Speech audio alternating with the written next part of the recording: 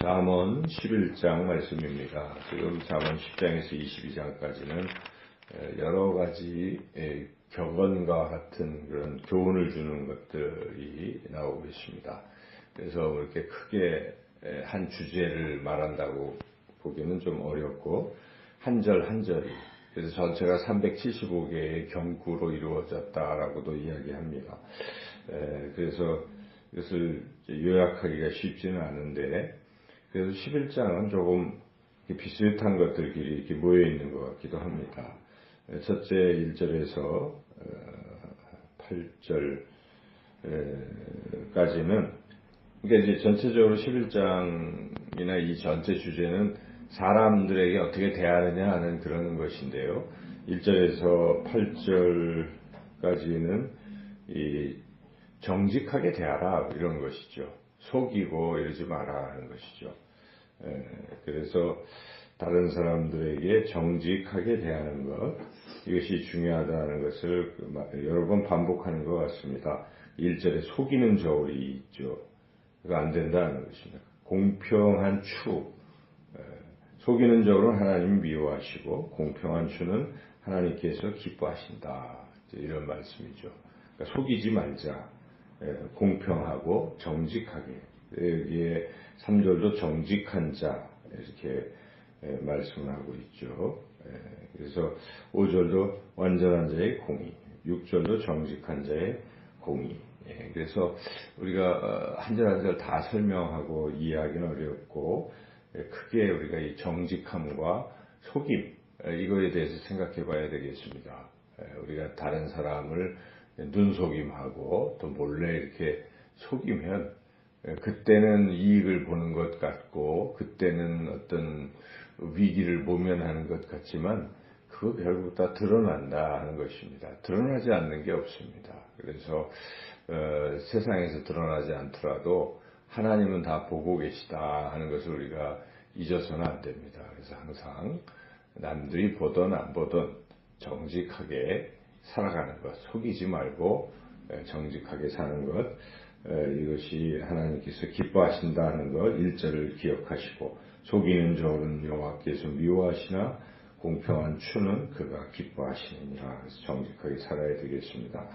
그리고 9절에서부터 쭉 15절까지는 주로 이 이웃에게 말하는 것을 어떻게 하는가 주의하라는 것이죠. 그래서 우리가 이 말하는 걸 통해서 다른 사람들의 마음을 아프게 하거나 상처를 주거나 뭐 이럴 수가 있어요. 그러나 내가 하는 한마디 말로 다른 사람들에게 이익을 끼치고 또 위로하고 격려해주고 힘이 되고 이렇게 할 수도 있는 거죠. 그래서 여기에 보면은 악인은 입으로 그의 이웃을 망하게 하여도 의인은 그의 지식으로 말미암아 구원을 얻느니라. 이게 대꾸가 되어 있기 때문에 의인은 그가 가진 지식으로 이웃에게 선한 말을 해서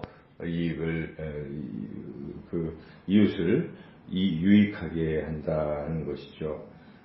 그래서 여기에 11절에 보면 성읍은 정직한 자의 축복으로 인하여 진흥하고 그러니까 정직한 자는 이제 좋은 사람이죠. 좋은 사람은 축복하는 거죠. 사람들을 막 축복해 주는 거죠. 그러므로 그 성읍의 사람들이 다 잘 되는 것입니다. 축복을 하니까. 그러나 악한 자의 입으로 말미암아 무너지느니라. 악한 자가 자꾸 말로 사람들을 무너뜨릴 수 있다는 것이죠. 그래서 우리가 말 한마디로 여러 가지 일들을 할 수가 있습니다. 천냥빚도 갚을 뿐만 아니라 말 한마디로 사람들을 살릴 수도 있어요. 그래서 우리는 기도해야 됐습니다. 하나님 우리에게 좋은 말을 할 수 있게 해주셔서 다 곰핍한 자에게 힘을 주고 또 경우에 합당한 말을 함으로써 사람들을 세우고 살리고 일으키고 도움을 주는 그런 사람이 되게 해주세요 하고 이렇게 우리가 자꾸 기도해야 되겠습니다. 13절도 두루 다니며 한담하는 자는 남의 비밀을 누설한다. 그냥 여기저기 다니면서 막 아무 얘기나 쓸데없는 얘기 막 하다 보면 결국 다른 사람 이야기 하기에 할 얘기도 없고 그러면 결국 머릿속에 좀 전에 들은 이야기, 누군가한테 들은 이야기, 누구 얘기, 옆집에 누구 얘기, 뭐 자꾸 그런 얘기 하는 거예요. 두루두루. 그러다 보면 그 말 속에서는 부풀려지는 이야기, 거짓된 이야기, 또 그 사람을 해롭게 하는 이야기들이 많아질 수가 있어요. 그래서 결국 그 사람이 남에게 밝히고 싶지 않은 비밀스러운 이야기도 자꾸 누설하게 되고, 그래서 결국 문제를 일으키고, 이렇게 된 관계를 깨뜨리고, 그러니까 이게 말을 조심해야 됩니다. 그러니까 말을 많이 안 하는 게 좋습니다. 13절 읽어보겠습니다. 두루다니며 한담하는 자는 남의 비밀을 누설하나 마음에 신실한 자는 그런 것을 숨기느니라. 그래서 신실한 사람들은 그냥 이렇게 입이 무거운 사람이에요. 말 안 하고 듣고 그냥 속으로 사귀고 할 수 있어야지. 우리가 답답하다 해서 그냥 아무에게나 자꾸 떠벌리는 것, 이게 뭐 별로 좋은 거 아닙니다. 그래서 하나님도 싫어하십니다. 그래서 야고보 기자는 이 몸 신체 중에 가장 통제하기 힘든 부분이 입이라고 했어요. 근데 그 입술을 통제하는 자는 마음을 통제하는 자고 모든 것을 통제할 수 있는 사람이라고 했습니다. 그래서 우리가 오늘 하루 살아갈 때도 말수를 줄여보는 것도 좋습니다. 그래서 적어도 다른 사람의 어떤 아픈 이야기 그런 거는 절대 우리가 이야기하지 않도록 그렇게 해야 되겠습니다. 그래서 그런 것들을 그 다음에 16절부터 한 22절까지는 결국 겉으로 드러나는 모습이 중요한 것이 아니라 이 내면의 어떤 이런 게 중요하다는 것입니다. 그래서 이웃과의 관계에서 겉으로 드러나는 모습으로 자꾸 보이려고 하는데 힘쓰지 말라는 것입니다. 여성 같은 경우는 자기의 외모를 자꾸 신경을 쓰고 남들에게 어떻게 보일까 뭐 이런 외모를 가꾸는 일에 너무 신경을 쓰고, 또 어떤 사람은 명품 백을 들어야 다른 사람에게 의시되고 좀 무시당하지 않으려니 이런 생각을 가지고 그런 것만 신경을 써요. 근데 일단 그 말을 해보면 그 속은 텅 비어있고 또 무슨 뭐 덕도 없고 그냥 천박하고 이러면 이게 더 대조적이 되지 않겠어요? 얼굴은 참 예쁜데 말하는 걸 보면 이게 아니다. 이게 안 되는 거예요. 그러니까 이 잠언서가 계속 강조하는 것은 겉으로 드러나는 외모가 아름다운 사람이 여인이 아름다운 여인이 아니라 덕이 있고 내면의 세계가 깊은 사람이 아름다운 사람이라는 것을 강조하고 있죠.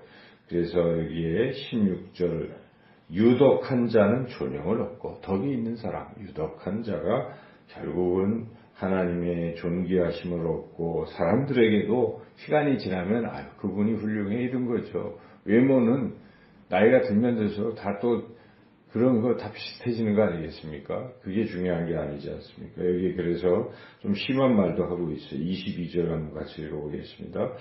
아름다운 여인이 삼가지 아니하는 것은 마치 돼지 코에 금고리 같으니라. 그런 것이다 하는 것이죠. 돼지 코에 금고리처럼 그 내면은 그런데 막 겉으로 외모만 자꾸 생각하는 것 우습다 이거죠. 그래서 삼가하고 덕이 있고 하는 것이 더 귀한 것이다 하는 것을 말씀하고 있습니다.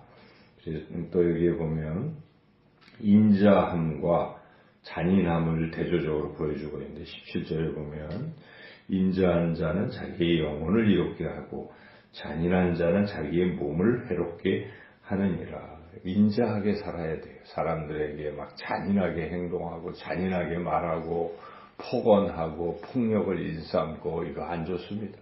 부드러워야 돼요. 남자나 여자나 우리 그리스도인들은 온유한 사람들입니다.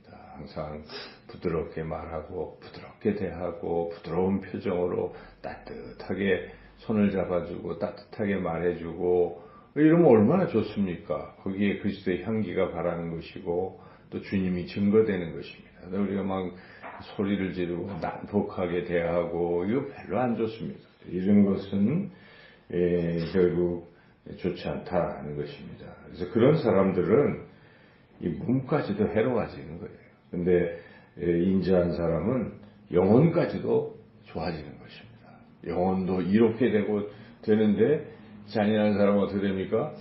몸도 해친다. 몸도 해로워진다. 영혼이 문제가 되는 것은 뭐 말할 것도 없고 몸까지도 해롭게 된다. 자, 이렇게 이제 그런 모습을 우리가 생각해 봐야 되겠습니다. 그리고 마지막으로 24절부터 끝까지는 이제 물질의 문제예요. 물질에. 그래서 돈이 있다고 했을 때 이것을 자꾸 움켜쥐고 자기만 호의호식하겠다라고 생각하면 이것은 악인이라는 것입니다. 그게 아니라는 것이죠. 있으면 어떻게 합니까? 이걸 자꾸 다른 사람에게 나누어 주는 것이죠. 나누어 주는. 24절 읽어보겠습니다. 흩어 구제하여도 더욱 부하게 되는 일이 있나니 과도히 아껴도 가난하게 될 뿐이니라. 이 말씀을 우리가 늘 기억해야 돼요. 손에 있는 거 자꾸 다른 사람들한테 나눠주면요, 하나님이 더 채워주십니다. 근데 막 아까워가지고 자기만 움켜쥐고 자기 것만 이러면 어떻게 됩니까? 또 가난해지는 것입니다. 그래서 우리가 자꾸 흩어. 그래서 똑같은 말씀이 25절에 반복되지 않습니까? 구제를 좋아하는 자는 풍족하여질 것이요. 남을 윤택하게 하는 자는 자기도 윤택하여 지리라. 이 하나님이 계시기 때문에 그래요. 하나님은 남에게 베푸는 사람에게 더 큰 복을 주십니다. 그것은 당연할 것입니다. 이 재물은 하나님께 달려있는 것이 하나님의 것입니다. 근데 하나님이 이렇게 주실 때 그걸 남들에게 줄 수 있는 사람에게 주실 거 아니겠습니까? 근데 주면은 자기가 꿀꺽하고 거기 맥이 끊어지면 어떻게 돼요? 안 되잖아요. 그러니까 자꾸 나눠주는 사람을 발견하면 하나님부터 주시는 거죠. 그래서 그 사람을 통해서 골고루 나누게 하는. 우리가 재물까지 참 중요한데 재물은 하나님의 것이라는 생각, 그리고 하나님 내게 맡겨주셨는데 하나님이 기뻐하시는 것은 다른 사람에게 나눠주는 걸 기뻐하신다. 이 원리를 잘 이해하고 우리가 오늘도 그렇게 또 살아가야 하겠습니다. 오늘 전체적으로 크게 세 가지 우리가 생각해야 되겠습니다. 첫 번째는 속이지 말자는 것입니다. 정직하게.